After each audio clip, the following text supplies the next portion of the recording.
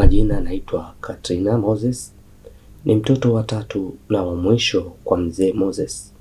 Wa kwanza akiwa dada yangu Elizabeth, wa pili dada yangu Irene, na wa mwisho ni mimi. Baba yangu alikuwa ni mtunza bustani katika nyumba ya kitajiri mmoja aitwaye Dastan, na mama yangu alikuwa anapika pombe za kienyeji. Hali yetu ilikuwa sio nzuri kiuchumi kabisa. Dada zangu walisoma mpaka darasa la 7 na Eliza akaenda jifunza cherehani na Irene alikuwa nyumbani tu. Nilipokuwa darasa la 4, mzee Dastan alikuwa ananisaidia sana familia yetu katika mambo mbalimbali, na pia alikuwa na watoto watatu, wawili wa kiume lakini mmoja wa kike. Alikuwa anasoma shule za gharama. Mzee Dastan alikuwa hataki mwanae wa kike awe toka nyumbani. Alikuwa hataki hata amzoe mtoto mwingine yoyote ila mimi, ambaye ndiyo nilikuwa nakuja kuchukuliwa kama weekend na kwenda kucheza kwao. Kuanzia hiyo Ijumaa hadi Jumapili narudi. Nikiwa huko nakula vizuri, nacheza na fresh tu. Kisha napewa zawadi mbalimbali kama nguo za zamani za Flea na viatu vyake vya zamani. Basi na mimi napendeza. Nyumbani kwa kina Flea, mtoto wa Dastan, kulikuwa na bwawa la kuogelea, kulikuwa na uwanja wa basketball, pia kulikuwa na bembea hizi za sehemu za kuzunguka kucheza watoto. Hivyo ukifika unaenjoy kweli kweli. Nilizoea na Flea sana na nikiwa rafiki yake wa pekee. Kaka zake walinichukulia kama mdogo wao pia. Niliendelea urafiki na Flea na kuja kufuatwa kwenda kwao mpaka nilipomaliza darasa la 7, ambapo Flea naye alimaliza darasa la 7 kwenye shule zao za magari ya njano. Ndipo nilipochukuliwa kabisa na mzee Dastan na kuanza kuishi kwake kabisa, akisema ili niwe jirani na mwanawe, maana mimi nina tabia nzuri sana. Baba yangu hakuwa na pingamizi. Bosi tena atasema nini? Aliniruhusu, kitu ambacho dada zangu walikuwa wanaona wivu sana, lakini hawakuwa na namna ya kufanya zaidi ya kuniacha tu niendelee. Tukiwa na Flea nilitafutiwa mwalimu wa tuition, mdada mmoja akawa anatufundisha pale pale nyumbani Kiingereza na walimu wengine kwa ajili ya masomo ya kidato cha kwanza. Namshukuru Mungu, darasani nilikuwa vizuri sana. Nilisoma shule za Kayumba, lakini kwa mwalimu wa Kiingereza huyo nilianza na mimi kujifunza kukiongea na kukiandika Kimombo. Matokeo yalitoka, mimi kama kawaida yangu nilichaguliwa kwenda shule ya serikali, tena ya mkoani. Baba yangu kusikia hivyo alipata mawazo sana, maana uwezo wa kunipeleka huko mkoani hana. Maskini na uwezo wa kunihudumia na ada hana kabisa. Lakini mzee Dastan akamwambia baba asijali, atanisomesha shule moja na mwanae, na yeye ndiye atakayelipa ada. Baba yangu alifurahi sana, akamshukuru hadi akapiga magoti, na mimi nilimshukuru sana mzee Dastan. Tulitafutiwa shule nzuri sana mkoa wa Mbeya. Tulisafiri tokea Dar Tukafanya mtihani wa kuingia, maana shule hiyo huchukua wanafunzi wenye uwezo mkubwa na wanaofaulisha wanafunzi wao wote kila mwaka, na tulifaulu vizuri wote, mimi na Freya. Mzee Dastan alifurahi sana, maana alipigiwa simu na ndugu yake aliyetupokea Mbeya. Tulipewa barua za kujiunga na hatimaye tukarudi Dar. Nilimwambia baba, alifurahi mno pamoja na mama. Hata dada zangu kujua shule ninayoenda kusoma walifurahi, maana walikuwa wanaona kama mzee Dastan ananitumia lakini hawezi nisaidia. Nilifika nyumbani wiki 2 kisha nikarudi kwa mzee Dastan.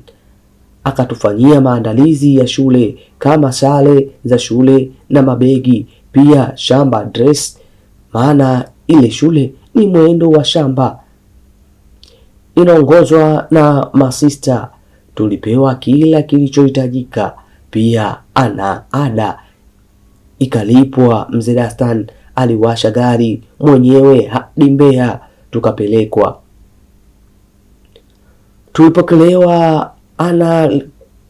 Tulipokelewa ana kwa ana kulipoti shuleni. Masomo yalianza, wote tulisoma na tulikuwa tunasoma kwa bidii sana, mimi na Freya, huko bado tukiwa marafiki wakubwa sana, kiasi wanafunzi wengine walijua sisi ni ndugu. Nikiwa nasoma nilitokewa kupendwa sana na wanafunzi wenzangu kutokana na uwezo wangu wa darasani. Pia nilikuwa na uwezo wa kufundisha wenzangu vizuri. Walimu wetu walitupa kila mtu na wenzake kusoma naye, yani wanaangalia mwenye uwezo sana, wanakupa asiye na uwezo sana uwe unasoma naye, na wanaita study partner. Hivyo na mimi nilipewa msichana mmoja anaitwa Tamara. Freya naye alipewa wake, lakini alikuwa kama hampendi, kila muda yupo busy na mambo yake Freya, na anamwacha hacha partner wake. Mimi na Tamara tulikuwa vizuri, mbali na kusoma pamoja tulipendana sana, sababu Tamara alikuwa na mawazo mazuri ya maisha, kitu ambacho sikujua kama kinamkwaza sana Freya. Siku moja ilikuwa siku ya kufua. Tamara alinifuata room na kuniambia twende kufua. Nikasema sawa.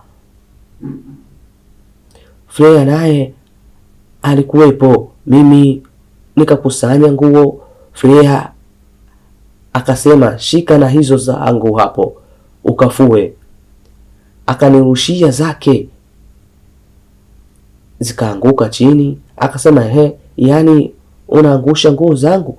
Nikasema hapana, wewe si umerusha, nimechelewa kuzidaka. Akasema unafikiri mimi sioni? Kama hautaki si useme kuliko kuziangusha chini. Nikasema umenielewa vibaya, mimi sijazitupa. Akasema hebu nenda zako huko, shida unajisahau sana wewe, hujui kama mimi ndio tiketi yako hapa. Nenda zako na huyo shoga yako, si ndo wa muhimu sana? Nilishangaa yote hayo yametokea wapi. Tamara akaniangalia mimi, nikaokota zile nguo nikaondoka nazo. Ilikuwa ni kawaida sana mimi kumfulia Freya, maana nilishazoea yeye ni mara chache sana kufua nguo zake. Tulitoka mimi na Tamara akasema hivi, nini kimetokea pale? Mbona amekusema sana kiasi kile? Nikasema hakuna kitu, wala atakuwa na hasira zake, achana nazo. Habari. Tamara akasema sijapenda, na ndugu yako yupo tofauti sana na wewe, yeye anajisikia sana, apendi kuongea na watu, yupo tofauti sana na wewe. Nikasema hamna bana, hujamzoea tu, hana shida yoyote, yuko poa sana, ukimzoea utapenda. Akasema sawa. Tulifua tukamaliza, nikarudi bwenini, nikakuta Flea amelala. Nikamuita, nikasema Flea, nimesharudi. Hakujibu, nikajua amelala. Mimi nikatoka nikaenda kuoga, nikarudi, yeye alikuwa analala kitanda cha juu. Flea akashuka amenuna. Nikasema vipi, umeamka? Akasema unaniuliza majibu, hebu nipatie huko. Alienda kuoga. Sasa kanuna nini? Ina maana ni vile vile nguo au? Baada ya muda akarudi, bado kanuna. Akavaa akatoka na madaftari, hajanisemesha. Muda wa kula akaenda peke yake. Mimi nashangaa tu, muda wa pepa peke yake. Jamani, nikaona hapa nijishushe tu, niombe msamaha mie. Tulivyotoka prepo aliingia kulala. Mimi nilishuka nimebadilika kimemo cha kuomba msamaha. Nikampa akasoma, hakunijibu, akalala mpaka kesho yake. Akawa sawa tu, tukawa tunaongozana, tunacheka vizuri. Nikawa nikishinda na Tamara tu ndio ananuna balaa. Nikagundua hilo, ikiwa inabidi nipunguze sasa ukaribu na Tamara. Niliishi kwa shida sana. Flea alikuwa mtu wa kununa. Mimi nikaongea na wengine, ila yeye akiongea na watu sawa tu, na nilikuwa nawapenda sana na wengi pia. Akawa ananichukia na kuwapa maneno ya kashfa wengine. Ilibidi nijikasema navumilia tu, kila siku namuomba yeye msamaha. Nitafanyaje? Baba yake ndio mlipa ada.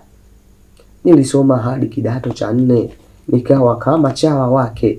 Mimi ndiyo mfuaji, mimi ndiyo mbeba mabegi yake, na mimi ndiyo ananituma kila akitaka kitu. Nikajikaza, sababu kuna kilichokuwa ninakitaka nacho ni elimu.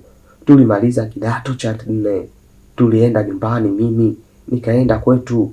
Nilikuwa namsimulia mama yangu kila kitu. Mama alikuwa akinisii nivumilie tu, yana mwisho.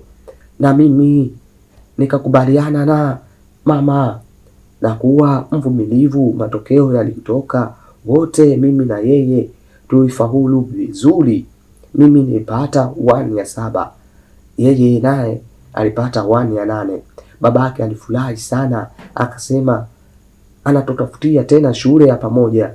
Sikutaka, maana babangu choka mbaya. Maisha yalikuwa yale. Mimi ni chawa kabisa, hadi watu wakawa wananicheka vile anavyoniendesha. Tulipelekwa shule ya wasichana watupu. Tena hapo siku moja tulienda joint mos. Ilifanyika chuo fulani hivi. Tulikutana watu wengi wa shule mbalimbali na wanafunzi wa chuo pia. Watu mbalimbali walikuwa wanapita kuimba nyimbo za dini. Kuna kikundi vya shuleni na vikundi binafsi. Hapo nilikuwa nimekaa na Flea, na sisi tulikuwa wa kwaya yetu, lakini mimi ndio nilikuwa naanzisha kuimba, maana nilikuwa na sauti angalau siwezi jisifia sana, lakini sauti yangu kama nyoka aliyekuwa pangoni. Anatoka mwenyewe huku anacheza. Tuliimba sana nyimbo zetu za dini na kucheza pale nikiwa na kina Flea. Tukamaliza. Tuliposhuka sisi, waliitwa wakaka fulani waliokuwa wanajiita 5 Brothers. Flea akasema nilikuwa nawasikia sana hawa, hatimaye leo na waona, maana nasikia ni handsome balaa. Mimi nikatabasamu tu huku nikasubiri wapande. Kweli bana, walipanda wale wakaka watano, ni kama wamechaguana, wana wote wameendana hewani na ni handsome balaa, wanasoma chuo.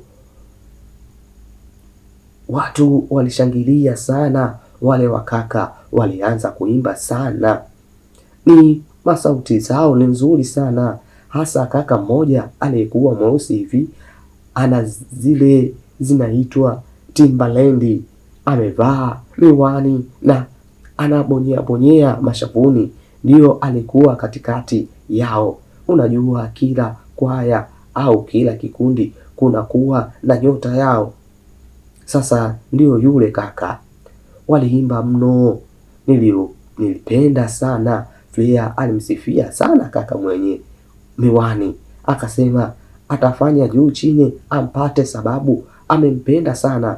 Walimaliza kuimba kisha wakaambiwa wajitambulishe, maana walipata shangwe kama lote, haswa kwa wadada, na MC aliwasifia na kusema kwa Yesu kuna wanaume wazuri sana.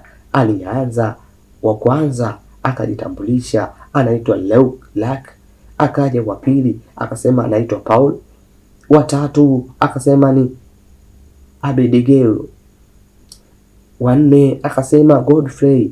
Akaja sasa mwenye miwani huyo,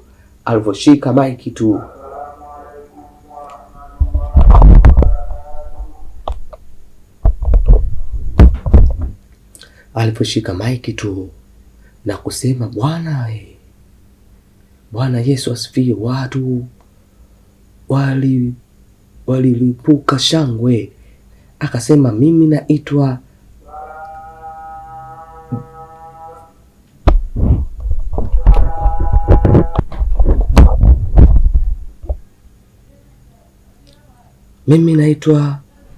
Giovan. Watu walishangilia. Flea akasema kuanzia sasa niite Mrs. Giovan. Mimi nikacheka sana. Tulimaliza ibada, tukatoka nje sasa kusalimiana, huku tukisubiri chakula. Tulikuwa tunawasiliana na tunasalimiana na watu, lakini Flea kama kawaida yake pozi akasema twende tukakae kule, alionyesha kwenye miti hivi. Nikasema sawa, tukaenda. Tukiwa pale akasema ngoja nisubiri hapa, naenda mtafuta Giovan, leo siondoki bila namba yake bila namba yake simu. Mimi nikasema sawa. Aliniacha pale, mimi namsubiria, lakini nilibanwa na mkojo, nikaona niende chooni. Nilianza kwenda, nikapita tu watu, mara nikasikia naitwa na we dada. Mwanzo sikujua kama naitwa mimi, nikakausha, lakini niliguswa na mkaka mmoja akasema unaitwa. Nikageuka kukutana uso kwa uso na Giovan. Nilistuka, akasema mambo, akanipa mkono. Nikasema poa. Akasema nimekutafuta sana wewe mdada, mimi naitwa Giovan, wewe unaitwa nani? Aliuliza huku akitabasamu. Mimi kweli dunia kuna watu wazuri jamani, asante Mungu kwa uumbaji. Nilipatwa na kigugumizi kwanza ya kujibu.